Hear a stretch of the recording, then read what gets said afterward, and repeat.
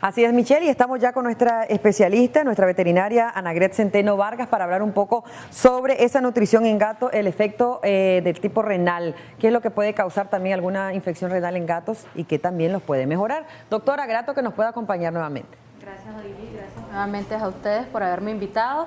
Bueno, vamos a hablar un poco de lo que es el aspecto nutricional de alimentación en los gatos, ¿verdad? Sí. En este sentido lo tomamos en la parte patológica, afecto renal.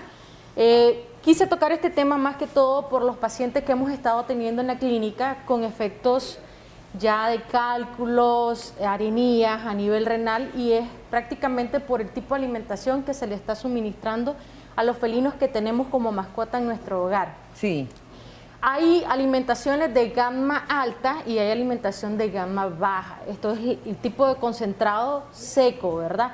En este caso de los concentrados, siempre yo recomiendo una gama alta para evitar este tipo de problemas, pero no quiere decir que en el caso de los felinos son 100% que van a consumir lo que es la parte del concentrado seco, ¿verdad? En este caso. Ellos son una especie totalmente carnívora, ellos necesitan lo que es la parte de la proteína, y si por eso ustedes ven en la parte de los componentes de los concentrados vienen con un porcentaje alto de proteína. ¿Por qué? Porque ellos la necesitan, ellos necesitan un aminoácido que se llama taurina, que ellos no la secretan y la consumen directamente con el concentrado. Hay mucha gente que lo que está haciendo con el aspecto de la alimentación en estos animalitos es que la combinan con la alimentación casera. Hoy vinieron, hicieron un caldito de carne y de ese caldito vinieron y le echaron al concentrado, y ahí a efectos largos, ¿verdad? No es que va a ser inmediato, tienen los problemas de afectaciones renales.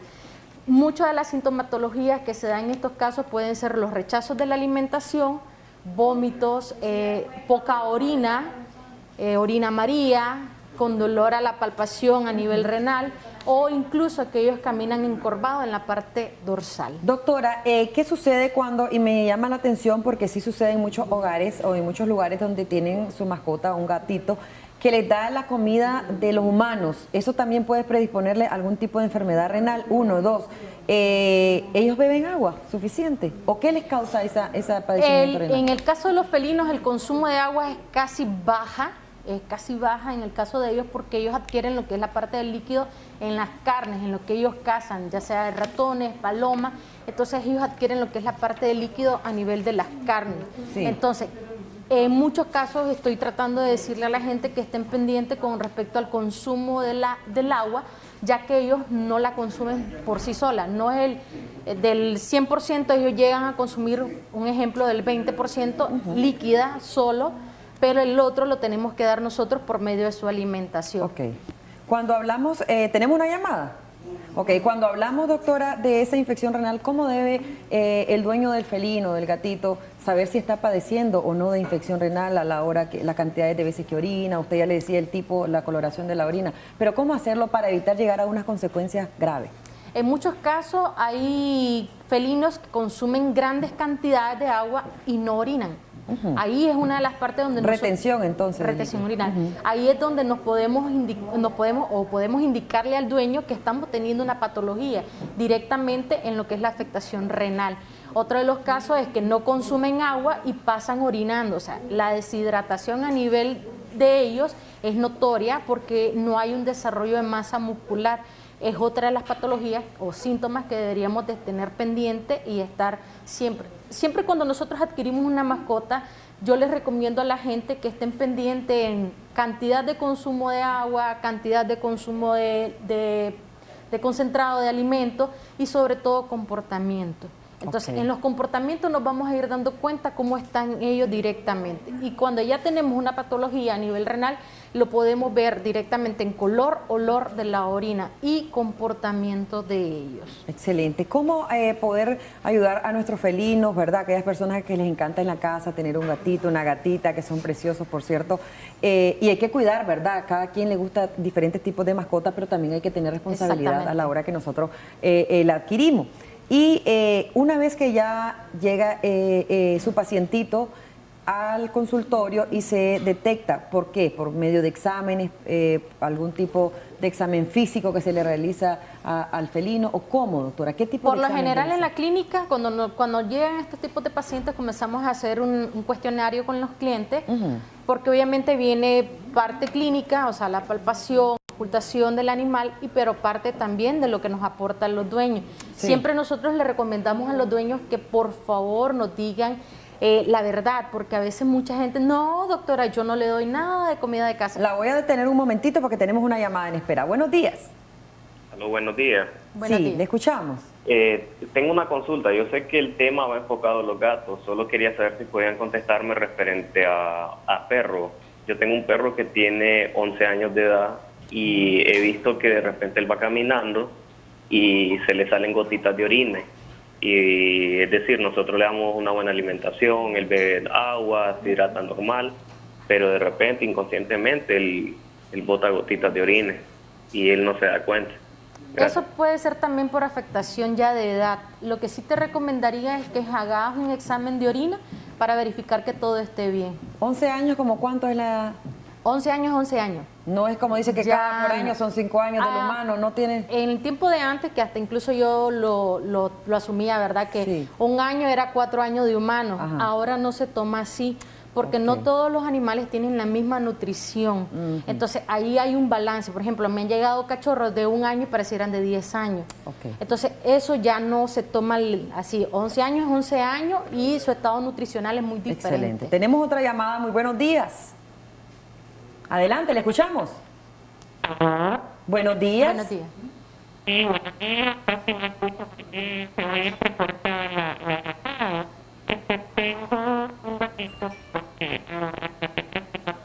Tenemos problemas con la comunicación, solo logramos escuchar. Tengo un gatito, pero tenemos problemitas, ¿verdad? Quizás se ubica en otro lugar y nos puede llamar. Doctora, las recomendaciones una vez que ustedes hicieron el examen clínico, el examen físico, si el gatito está padeciendo de alguna infección renal.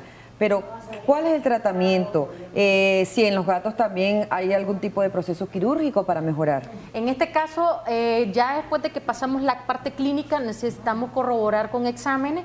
Hacemos un examen sanguíneo y un examen de orina.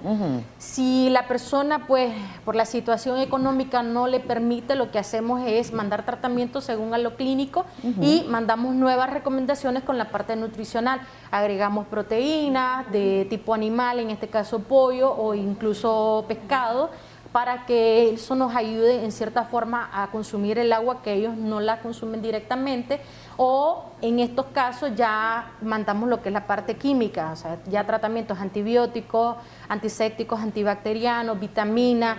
Tratamos de estar ahí en conjunto para evitar de llegar a una fase crónica, que ya es la parálisis renal.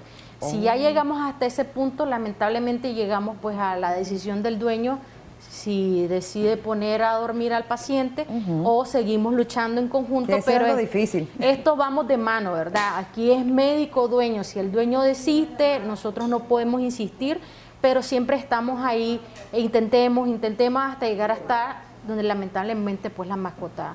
Pero siempre estamos tratando de evitarlo para no llegar hasta ese punto. Ok, cuando ya un gatito ha padecido de esto y no se vuelve crónico, sino que está en los primeros pasos, no está tan grave, ¿verdad? El padecimiento renal, ¿se puede detener esto o de no continuar se puede ir a los casos que usted nos explicaba? En este doctora? caso, cuando nosotros ya hacemos lo que es la parte del laboratorio y diagnosticamos que hay presencia de cálculo, mandamos lo que es la parte ahora de ultrasonido, verificamos qué tamaños tienen los cálculos, si podemos solo con tratamiento o vamos a la parte quirúrgica, Ok. que es la Y es extracción. riesgosa también. Como toda cirugía es riesgosa. Siempre yo se los explico a los clientes que toda cirugía tiene su riesgo. Más sobre todo cuando vamos a tocar lo que es la parte de vejiga, porque obviamente la orina siempre llega a ser una toxina, ¿verdad? Ok. Eso siempre tiene que saberlo el cliente. Entonces ya después de que pasamos a la parte quirúrgica, mandamos el tratamiento, mandamos las nuevas recomendaciones y siempre estamos pendientes de ellos y hacemos un control por lo menos cada 6 meses con controles de exámenes. Ok, quisiéramos también algunos mitos, porque se cree, ¿verdad?, de que el gato transmite algún tipo de enfermedades, ¿verdad? Se habló en su momento de la toxoplasmosis en mujeres embarazadas, sobre todo la leptospirosis. que también porque ellos comen los ratones, pero quizá hablamos un poquito de esto, doctor. Ok, yo siempre le he dicho a la gente de que esos son mitos, no es 100% que ellos lo van a transmitir.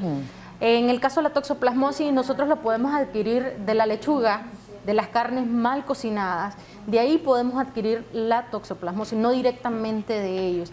En el caso de la leptospira, incluso hasta del agua que nosotros consumimos, si tenemos una peste de este tipo de roedores, y si ellos tienen este tipo de virus, podemos adquirir también de esa forma, o incluso en los alimentos mal lavados. Ahí podemos adquirir estos tipos de enfermedades, no necesariamente del felino. La heces de los gatos, por ejemplo, se habla mucho que tiene contaminantes y puede predisponer a otras enfermedades. No, lo más común, que si no tenemos un control, un cuidado de nuestras mascotas, es lo que podemos adquirir son parásitos. Parásitos zoonóticos que se le pueden transmitir al humano, e incluso del humano a la mascota, ¿verdad? Eso es lo más común que puede dar en el caso de la heces. Si nosotros tenemos bien cuidada a nuestro felino, estamos tranquilos. Tenemos otra llamada y una consulta que nos hacía si tiene que ver alguna relación de contagio de coronavirus, nos decían en cuanto a los animales. Buenos días, le escuchamos. Aló, buenos días, ¿estamos al aire? ¿Cuál es su consulta? Aló, ¿tenemos la llamada? Bueno, aló. Bueno, quizás cuando nos marquen utilicen la bocina de su teléfono y no nos escuchen a través de la televisión para que sea la comunicación más efectiva y más directa, ¿ok? 2222-7808, vamos a esperar entonces la llamada que está ingresando en este momento para que usted haga su consulta. Muy buenos días, adelante. ¿Aló? ¿Aló? Buenos días, ¿le escuchamos? Sí, muy buenos días. Primero que todo, gracias por este espacio y muy bueno de parte del Canal 10 que ustedes estén presentando la parte de las mascotas, porque sí, vienen ellos, los perritos vienen a ser, los perritos, los gatos vienen a ser ya parte de uno, ¿verdad? Parte de la familia. Entonces, muchas veces nosotros tal vez no tenemos el dinerito para ir al veterinario y de esta manera la doctora explicándonos, diciéndonos, podemos aprender y, ¿verdad? y darle un mejor uso a las enfermedades, tal vez a las cosas que estarán pasando en nuestros perritos. Entonces, mi pregunta es la siguiente, no quiero tampoco tomarme todo el tiempo, ¿verdad? Tengo una perrita, Schnauzer, que ella, ¿verdad?, tuvo su celo, pero yo lo que quería saber en qué tiempo más o menos uno se puede dar cuenta cuando la perrita está embarazada.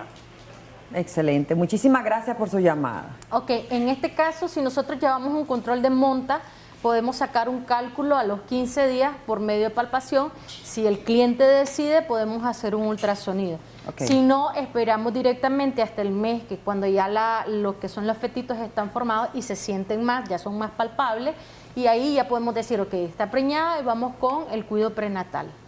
Eso igual en los gatos, porque esa es una perrita, y en los gatos igual sucede. Lo mismo. Eso, si el cliente no puede hacer el ultrasonido, es por medio de palpación, y siempre yo recomiendo pues después de los 15 a 20 días para poder diagnosticar gestación. Seguimos con otro mito más, el coronavirus, que tanto se habló, que aparentemente al inicio fue un animalito el que lo había transmitido y esas cosas, y después vinieron con los gatos.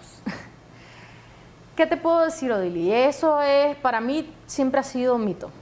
Ya eso nada tiene que ver uno con lo otro. Lamentablemente, en el caso de los seres humanos, vía aérea, o sea, por transmisión vía aérea y por contacto directo de lo que es la parte de las secreciones nasales o bucales.